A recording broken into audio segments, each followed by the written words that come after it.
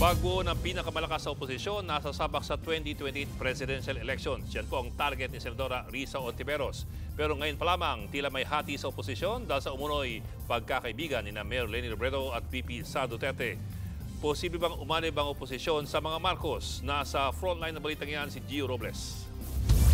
Oposisyon sa 2028, magkakaisa ba o magkakawatak-watak? Si Senator Risa Hontiveros ang itinutulak na ng ilang alyado na tumakbong Pangulo.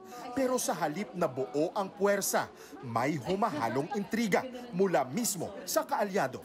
Hindi ko alam kung magkakaibigan sila at wala rin akong narinig kina Mayor Leni o Senator Bam.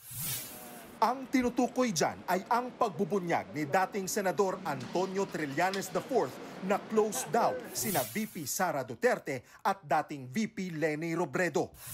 Una na ring sinabi ng tagapagsalita ng Office of the Vice President na si Ruth Castelo na wala siyang impormasyon sa sinasabing pagkakaibigan ng dalawa. Giit naman ni Risa. Mag-uusap pa ang oposisyon. I am asking every fellow leaders sa opposition na maging bukas po ang bawat isa sa amin. Kasi kailangan naming magbuo ng pinakamalakas na slate na posible. Posible kayang makipagsanib puwersa si Hontiveros sa kasalukuyang administrasyon? Sagot niya. Sa opposition po talaga ako. Yun po, sa opposition po talaga. Ang panawagan ng pagkakaisa na babahiran ng intriga. Pero si Senator Kiko Pangilinan na running mate ni Robredo noong 2022 elections, hindi nangangamba sa tila bitak ng oposisyon. Kalma-kalma lang. Okay. In the end, mas mahaba ang pinagsamahan namin. Nina Bam, nina Sani, ni VP Leni, ni Risa. This